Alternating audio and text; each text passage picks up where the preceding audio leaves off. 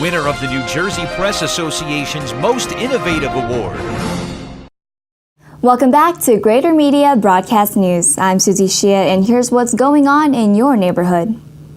Remembering D-Day, Special Olympics, Sandy stress, the autism puzzle, and stopping a seismic study. 70 years after D-Day, the legacy of the Allied troops' invasion of Nazi-occupied France remains strong. More than 150,000 troops stormed the beaches of Normandy that day, and 9,000 Americans never left those shores. Today, local veterans recall the day's mission, and historians note how local communities like Freehold banded together, with every church bell and whistle sounding in a show of support for the Allied invasion.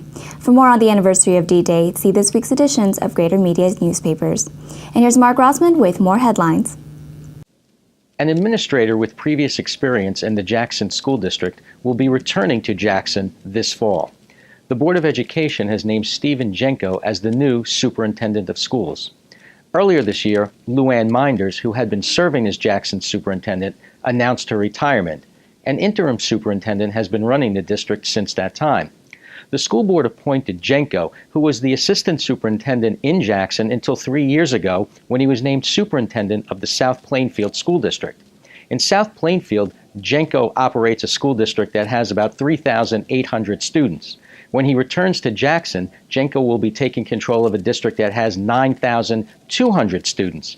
He is looking forward to coming back to Jackson as he is an Ocean County native. You can read more about his appointment in this week's edition of the Tri-Town News. And here's Jack Murtha with the latest installment of the Autism Puzzle, a New Jersey angle. Kevin Petronik has a job, an apartment, and a social life. That might sound par for the course, but it's anything but. The 34-year-old Petronik has autism. His situation is unique. It's the peak of the mountain for adults who fall on the autism spectrum, and it's a dream come true for his loved ones. Like most states, New Jersey's support system for adults with autism is not as strong as its chain of offerings for children and adolescents. When people with autism turn 21, they lose the key education entitlement that steered them through their youth. The loss of structure is huge for individuals and their families. Adults with autism face a very real chance of losing a large chunk of the social and occupational engagement that forms the backbone of most people's days. And their parents must find ways to deal with the hole in time that was once consumed by school. Petronik lucked out right off the bat with a full-time job. He makes a living wage, but not enough to lose his state benefits. Though his mother does not know how long it will last, the job has remained steady for more than a decade. He shares a supervised apartment with another guy in his 30s. Full-time aides tend to their needs, like the administration of medication, and they teach them how to cook, clean, and exercise.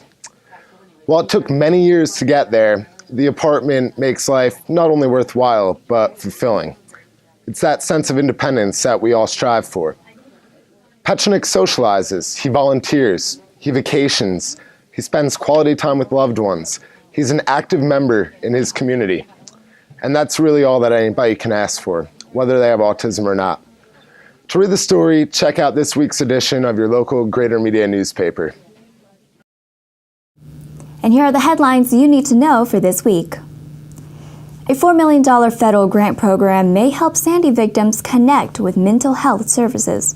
While the storm caused tens of billions of dollars in physical damage across the state, officials say its most lasting impacts could be emotional.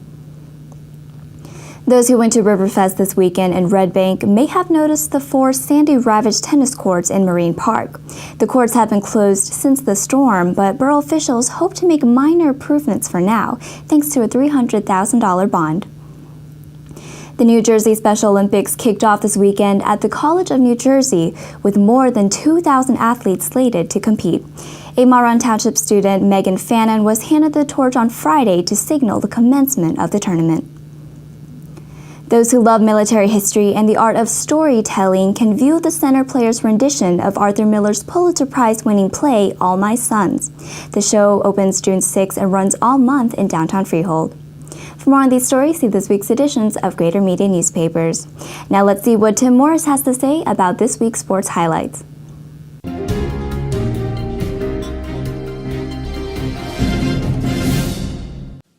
Thanks to May Mayhem, Jackson Memorial High School's baseball team, the 5th seed in Central Jersey Group 4, got to host the championship game against 6th-seeded Monroe on May 30th. The state bracket was torn up in the first round when Saraville upset number 1 seed Hunterdon Central, and Marlborough took out the number 2 seed Freehold Township. Out of the chaos, Jackson Memorial and Monroe emerged as the 2 finalists. Things were shaky at the start for the Jags' Brandon Janofsky, as he surrendered 5 hits and 2 runs in the first 2 innings to the Falcon hitters. But he settled down and allowed just 1 hit and no runs the rest of the way in Jackson's 6-2 victory. Monroe starter Mario Danza started off strongly, giving the Jaguars just 1 hit heading into the 4th inning. In the bottom of the 5th, Janofsky helped his own cause, belting this home run that broke a 2-2 tie.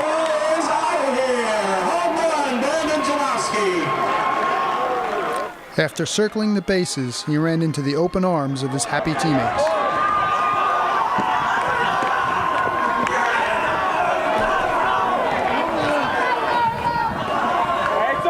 Later in the inning, with the bases loaded and 2 outs, Rich Roundtree broke the game open with a bases-clearing double off reliever Eric Heater that stretched the lead to 6-2, more than enough for Jackson to claim the Central Jersey Group 4 championship.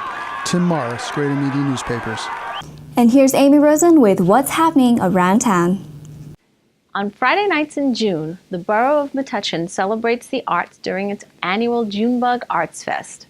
All are welcome to stroll through the streets of downtown Metuchen from 6 to 10 p.m. and enjoy live musical performances in a wide array of genres, from jazz to rock and country, by a wide variety of musicians, from high school bands to local bands, and even a preschool of rock. There will also be dancers, magicians, a drum circle, open mics, and karate demonstrations, and of course, lots of art. The first Junebug kicks off this Friday. Read more about it in this week's Edison Metuchen Sentinel. Back to you, Susie. And Greg Kennelty has some updates on redevelopment in Seabright. The Seabright Planning and Zoning Board began discussions about the redevelopment of deteriorated properties last week, with several members voicing concerns about the potential for the use of eminent domain. The board appointed a subcommittee to begin a redevelopment study of properties that are vacant, underutilized, or not being maintained at the May 27th meeting by hiring a planner. Councilman and board member Mark Lechstein said that while the term eminent domain is being used, the board would not be condemning private residences. The Borough Council authorized the Planning and Zoning Board to begin the process by looking into the potential for redevelopment on April 22nd. According to the Council resolution, potential areas in need of redevelopment include 13 privately owned lots fronting the Shrewsbury River, the former sites of a pharmacy, dry cleaner, gas station, post office, and 3 parking lots on Ocean Avenue, and a former school on River Street. Board members said these properties may or may not be included in the redevelopment study. For more information, see your local Greater Media newspaper. Local activists are urging Rutgers University to halt a seismic testing study planned for this summer. Here's Kenny Walter with more. Environmental activists and Congressman Frank Pallone are urging Rutgers University to halt a seismic testing study planned for this summer, saying it would be detrimental to marine life and the local fishing industry. The testing, which is expected to take place off the coast of Barnegat, will impact a 240 square mile area over the course of 30 days, concluding August 17th. However, Gregory Mountain, a researcher with Rutgers, said the testing is strictly for a climate change study and will have a minimal impact on marine wildlife. For more in-depth coverage and additional stories, see this week's editions of Greater Media Newspapers. Find us at facebook.com/Greater Media Broadcast News. I'm Susie Shia. See you next time.